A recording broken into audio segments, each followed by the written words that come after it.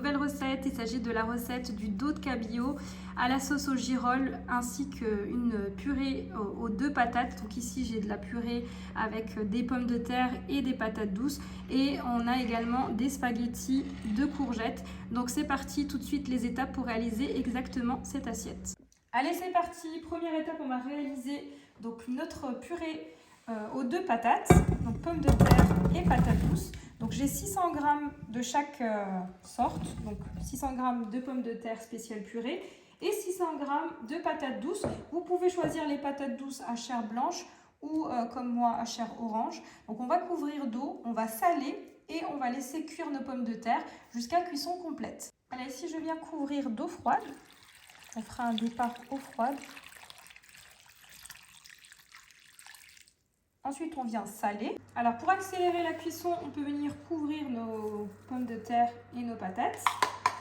Et surtout, ne pas les couper en trop gros morceaux pour qu'elles cuisent rapidement. À côté de ça, on va réaliser des spaghettis de courgettes. Comptez à peu près une courgette pour 2 personnes. Donc, on commence par retirer le pédoncule. Alors les courgettes vont fondre, hein. Elles sont gorgées en eau, donc n'hésitez pas à en mettre une bonne quantité. Après ici, moi, ça sera pour un accompagnement, donc ça sera un lit de spaghettis de courgettes. Donc on viendra mettre sur le dessus notre dos de cabillaud. Alors, je vais venir m'aider d'une mandoline. Alors ici, j'utilise la mandoline professionnelle de chez Guy Demarle. Vous pouvez très bien utiliser une mandoline japonaise pour faire donc des spaghettis, ou bien il existe également des économes avec des petites dents où vous avez la possibilité de réaliser donc ces spaghettis. Voilà, donc je fais ça avec l'ensemble de ma courgette et ça va me donner donc des spaghettis plus ou moins fines. Donc c'est vous qui choisissez. Alors forcément, plus vous les faites fines, plus vite elles vont cuire.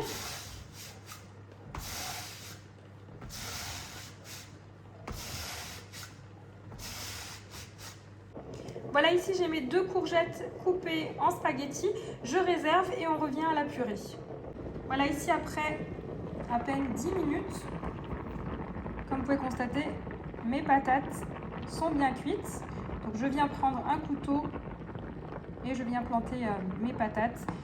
Et ils rentrent donc sans problème. Donc là, je vais filtrer mes patates et ensuite on va les passer au moulin. Donc pour la suite, je vais venir passer donc mes patates au moulin à légumes. Si vous n'en avez pas, vous pouvez utiliser un presse-purée. Le presse-purée, vous en trouvez vraiment partout, même chez Ikea, dans les grandes surfaces, donc très facile à trouver. Donc il faudra réaliser cette étape avec vos patates encore bien chaudes. Alors ce qui est pratique avec le moulin à légumes, c'est qu'on peut choisir donc de presser cette purée bien finement pour avoir une purée bien lisse. Attention à bien cuire vos pommes de terre, mais pas trop non plus. Voilà, et donc là, je vais pouvoir les passer au moulin et récupérer ma purée à laquelle on va rajouter du lait et de la crème.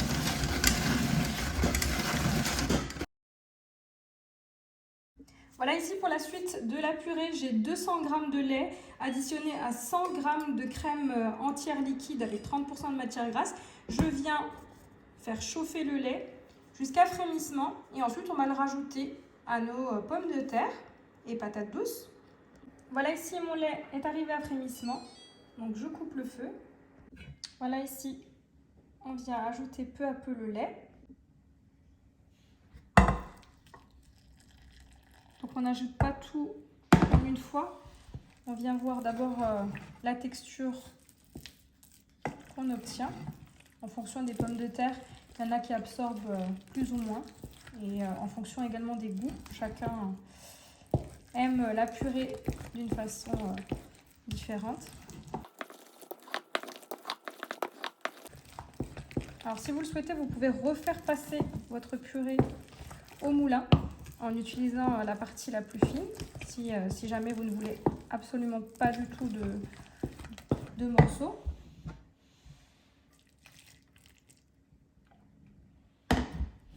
Et une fois qu'on aura terminé d'incorporer le lait et la crème, on va rajouter un morceau de beurre, ce qui va venir apporter de la brillance et faire de cette purée une purée bien onctueuse. Voilà, ici je viens ajouter à peu près 50 g de beurre et je viens l'incorporer à ma purée.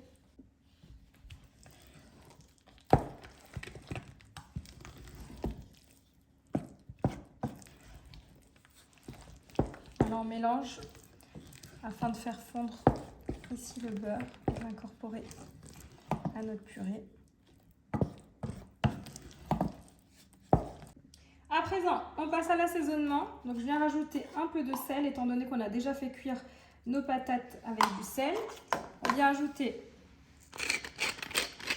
du poivre du moulin si vous en avez un, sinon du poivre. Et enfin, facultatif, de la noix de muscade. J'aime beaucoup la noix de muscade dans la purée, je trouve que ça relève super bien le goût. Donc ici, je viens la râper pour avoir de la noix de muscade bien fraîche pour relever le goût de cette purée.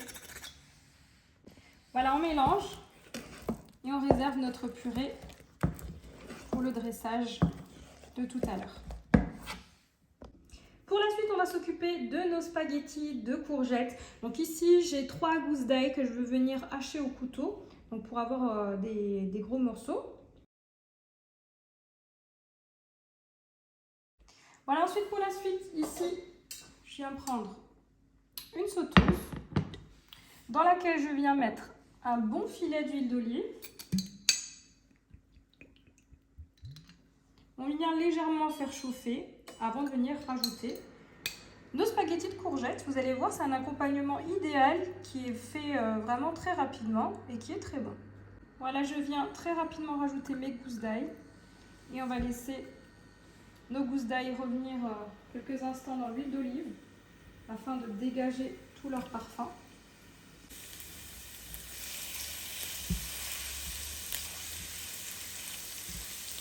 Ça sent déjà super bon.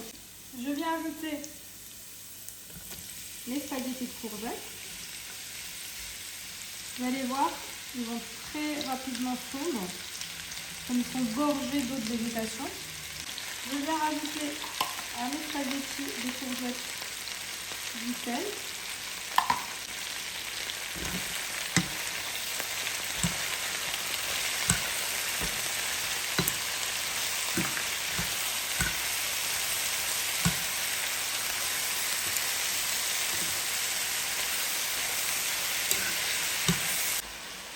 Voilà, on fait revenir ici nos spaghettis. Vous voyez, ils ont déjà bien réduit. Voilà, ici, les spaghettis de courgettes ont bien réduit. Je vais rajouter du pesto, l'équivalent d'une cuillère à soupe.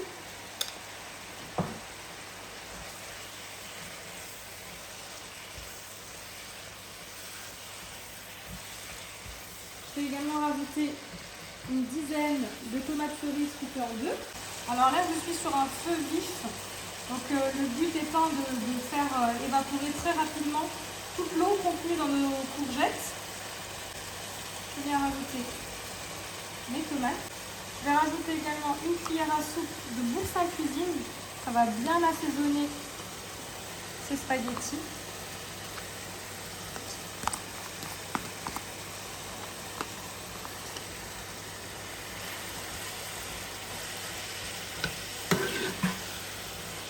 Donc cette cuisson prend vraiment pas beaucoup de temps, 5 minutes au total. Je vais très vite arrêter le feu. Et si vous le souhaitez, ça reste facultatif, vous pouvez venir ajouter soit du pecorino ou alors du parmesan. Alors ici, moi je viens rajouter l'équivalent d'une demi-cuillère à soupe de parmesan.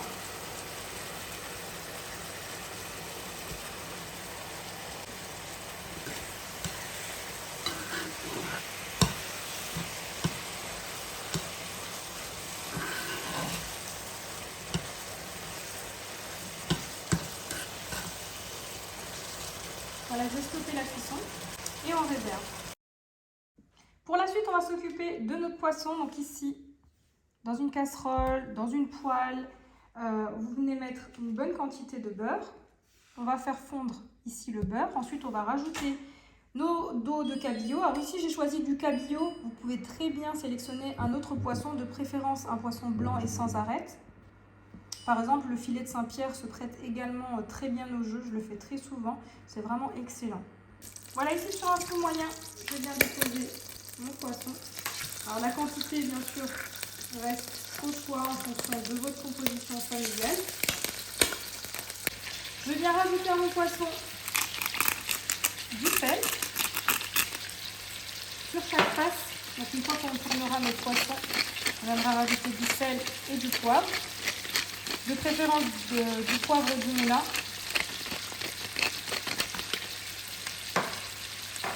Voilà, ici, avant de venir retourner mon poisson, je viens rajouter un filet d'huile d'olive.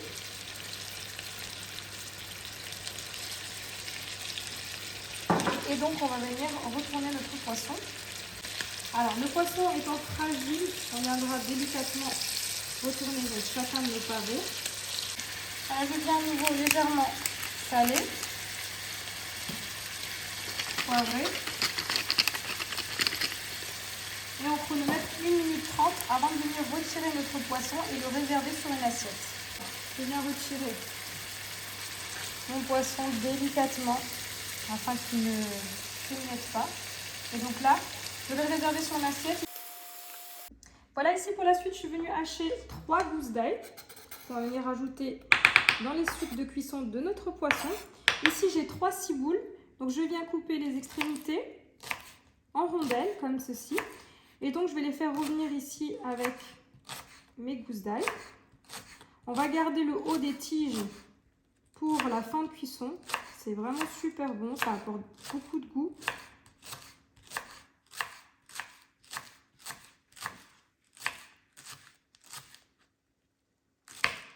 Voilà, je vais m'arrêter là. Donc là, je fais revenir tout ça avec mes sucres de poisson.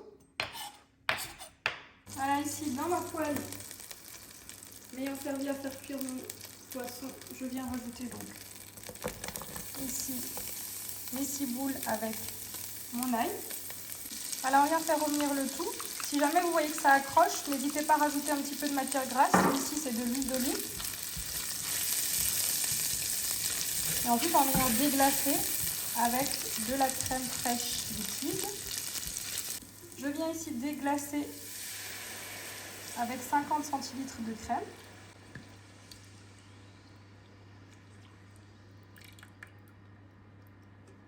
Ici, étant donné qu'il n'y a pas encore de girolles fraîches, je pense que ça va arriver sur les étals d'ici une quinzaine de jours, je vais utiliser des girolles en boîte.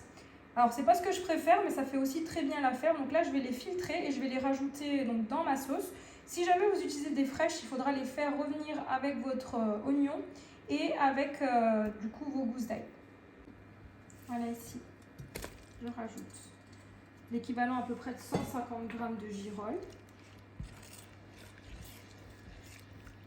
On fait bien décoller mes sucres de cuisson qui apporteront de la saveur à cette sauce. Et là, on va être sur un feu moyen et on va laisser réduire cette sauce. Avant ça, on va l'assaisonner.